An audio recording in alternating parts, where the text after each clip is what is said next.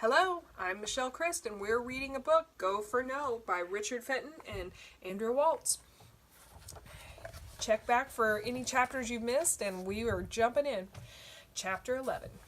Then how did you know he was done? I remember it like it was yesterday.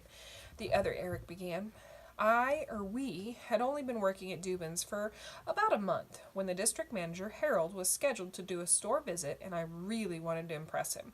As you remember, we weren't doing very well, sales-wise, he recounted, and quite honestly, I was worried that if my personal sales didn't improve, that they were going to let me go. This is right after Elaine and I got married, and the last thing I needed was to suddenly be without a job.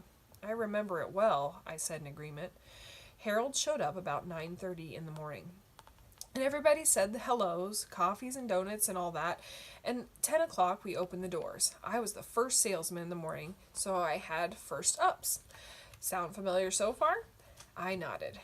Then, he continued, in walks this finely dressed gentleman who announces that he wants to buy an entire wardrobe of clothing. And within 30 minutes, I have my biggest sale ever. I was certain that Harold would be impressed. I remember that too, I said. After the customer left, Harold finally sauntered over and said, "Nice sale, kid." My chest puffed up with pride. $1,100, I proclaimed. But Harold just stood there and didn't seem overly impressed. Finally, he said, "I'm just curious. What did that customer say no to?" "What do you mean?" I shot back. "That guy just bought a suit, sport coat, 3 shirts, 6 ties, shoes, socks, a belt, and underwear." "What do you mean, what did he say no to?" Harold waited calmly for me to stop being defensive. Then he said, "We've already established what he said yes to. What I want to know is what did he say no to?" I thought for a long time, mentally reviewing the sale in my mind, and then sheepishly I replied, "Nothing. The customer didn't say no to anything." "So," Harold asked, "then how did you know that he was done?" His question hit me like a punch, because I suddenly realized the customer hadn't ended the sale. I had. Why? For only one reason I could think of. The customer had hit my mental spending limit. I realized that I had never spent more than $1,000 on a shopping trip ever. So when anyone went over my mental spending limit, hey, they were done. "I pretty much remember that," I said, "but I didn't have that much of an impact on me." "That's what changed your life?"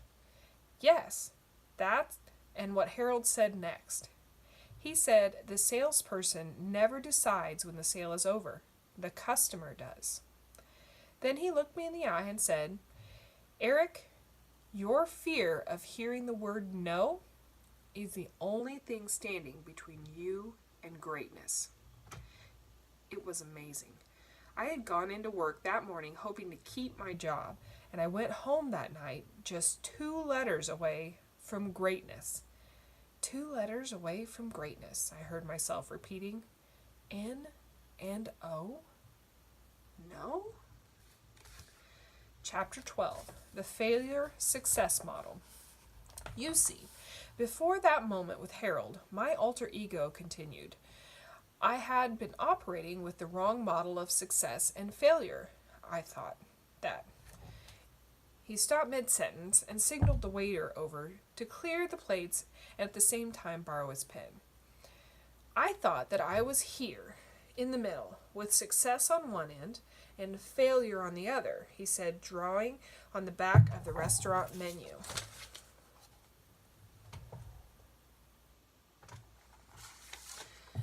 I had always thought of my mission was to do everything within my power to move toward success and to move away from failure. But that moment with Harold opened my eyes. I realized that the correct model looked like this, he said, attacking the menu once again with his pen. I realized that failure was the halfway mark on the road to success, not a destination to be avoided, but rather a stepping stone to get what I really wanted in life. Most people get to the sign marked failure, and they figure they're heading in the wrong direction, turn around, and head back home. They think that success must be back the other way, but it's not. It's straight ahead.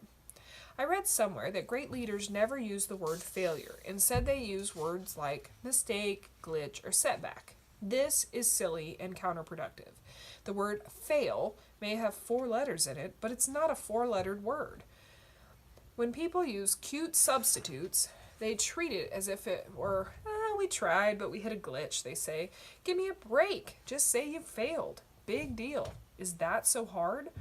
No wonder everyone on this planet thinks failing is something to be avoided at all costs. We sugarcoat it and dance around it and talk about it as if it were death. The best way to desensitize yourself to a word is to use it. The best way to desensitize yourself to an action is to do it. I sat there watching this man extolling the virtues of failing as if he were a zealot on a crusade. A man who, until just minutes ago, I thought was very much like me. But we were very different indeed. It's the same thing with the word no, he continued. As kids, we weren't fazed at all by the word no, were we? Every Saturday morning in the grocery stores all across America, you can hear kids passing right through failure and taking no in stride on their way to success. Billy, can I have a cookie, Mommy? Mom, no. Billy, I want a cookie. Mom, no. Billy, please, can I have a cookie? Mom, no. Please. I said no. Pretty please, with sugar on top. No, no, no. Billy, why can't I have a cookie? Mom, because I said so. Billy, but why? Mom, listen to me, young man. I am not going to say this again. The answer is no. 10 seconds later. Mom, I want a cookie. For heaven's sakes, just one. Have you ever witnessed this, he asked. All the time, I said, laughing hysterically. Sure you do. We all do.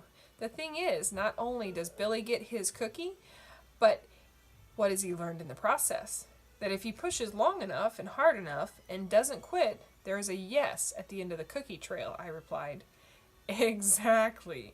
Now, I'm saying those adults should act like spoiled brats. I'm not saying that. Somewhere along the line, that natural sense of tenacity we had as children got drummed out of us. Billy knows not to take rejection personally, but as adults, we forget that. That's what Harold helped me remember. We have a visitor. Chapter 13, Where Our Paths Parted. After the conversation with Harold, I started really looking at what sets successful people apart from the masses, and their willingness to fail was at the top of the list. Statistically, only 5% of the population will be able to retire without assistance, he stated. 36% will have already died, 6% will continue working, and a staggering 53% will depend on friends, relatives at the government, or charity for their survival. And who do you think gets to be in the lucky 5%? The people who failed the most during their life. That's who. It's pretty ironic, I said. Yes, ironic and sad. Repeat after me, Eric. I like to fail. That's my problem. I don't like to fail. That's because you still think that failing leads to failure. Failing and becoming a failure are two very different things. Successful people fail eagerly, while failures avoid failing. The whole point of becoming willing to fail more is to become a success, so that one day you won't be forced to look back on your life and say to yourself, I'm a failure. Do you understand that? Yes, I said. Good. Then repeat after me. I like to fail. I like to fail, I said half-heartedly. I fail big and I fail often. I fail big and I fail often, I repeated. Sticks and stones may break my bones, but no can never hurt me. I couldn't control myself. I burst out laughing. Say it. or I'll make you pick up the check. Okay, okay. Sticks and stones may break my bones, but no can never hurt me. Good. The word no doesn't have to be debilitating to us. That's the most important lesson you'll ever learn, Eric. Harold tried to teach you that, but you weren't ready yet. Are you ready now? I nodded. If that's true, then from this second forward, your life will never be the same. I sat there for a moment pondering if I really believed him. If I really believed that making such a subtle change in attitude could truly change my life. Then I thought of something that I needed to know desperately, though I was pretty sure I could guess. What happened after that conversation with Harold? I asked. Well, as I recall, that night I went home and told Elaine that we'd never have to worry about money again for as long as we lived. No, I mean, what happened with the job? I asked weakly. Well, I went to work the next morning a new man. I was on fire. I finished the year as a #1 salesman in the store, and the following year as #1 in the chain. You don't remember that? No, I don't remember that, because that's not what happened next for me. What happened for you? He asked. My sales didn't improve. As a matter of fact, they got worse. 2 months later, I was fired. We sat in silence, each of us pondering the significance of an event that had changed one life so positively and had apparently not altered the direction of the other in the slightest. Finally, the waiter brought the check, and I watched as Eric James Bratton, the man who became a success by embracing failure, signed the credit card receipt and placed his Platinum American Express card back in his billfold. As we were leaving, I noticed the waiter eyeing the scribbled menu. I'm sure he was wondering to himself, what the heck is this? It's the difference between massive success and mediocre performance, I wanted to tell him. It's your future. One way or the other, I wanted to shout. And I knew, in that instant, that for me, it would always be the lesson I was privileged enough to learn to be offered a decade ago, but chose to ignore. I had proved the old saying true. Some people stumble over the truth, pick themselves up, and go on their merry way as if nothing had happened at all. Chapter 14. An invitation I couldn't refuse. I spent Thursday night in the guest room. Early the next morning I heard the knock and Eric's voice informing me that breakfast was served. We talked about the weather and sports over fresh fruit and muffins, but soon the conversation made its way back to what we had begun to refer as the situation. I spoke to Elaine this morning, he began. Did you tell her about the situation? I asked. No, I didn't. I couldn't see the point in worrying her, because she'd think you were crazy. Something like that. Speaking of situations, we need to make some arrangements. Are you kicking me out? No, of course not. Mi casa es su casa, at least until Elaine returns from Spain, which won't be until Tuesday night. If you're still here at that time, it could get complicated, but for now, we just need to plan the next several days. Whatever you say is fine with me, I offered. Good. I have a pretty full schedule today. I've got an 8 o'clock flight to Monterey for a presentation I have to give tomorrow in San Francisco. But you can hang out here and relax, but you're invited to come along. The decision is yours. Well, if it's all the same to you, I'd like to come along. I'd feel awkward alone in the house, the maid trying to vacuum under my feet and wondering why I still looked ill. It will give me a chance to pick your brain some more. Then it's settled. Just remember that I've got no money, I interjected, somewhat embarrassed. I don't usually put my wallet in my PJs, and on the off chance I might accidentally fall out of bed and land in another part of the space-time continuum. No problem, he said with a laugh. Then he asked, by the way, do you still play golf? Absolutely. Good. How would you like to play 18 holes with 2 of my top salespeople and me tomorrow? We've got a 7:30 tee time at Pebble Beach. We can make it a foursome. Are you kidding me? Pebble Beach? I gasped. I'll take that as a yes. But what are you going to tell them about me? Well, let's tell them the truth. We'll just say You're my twin.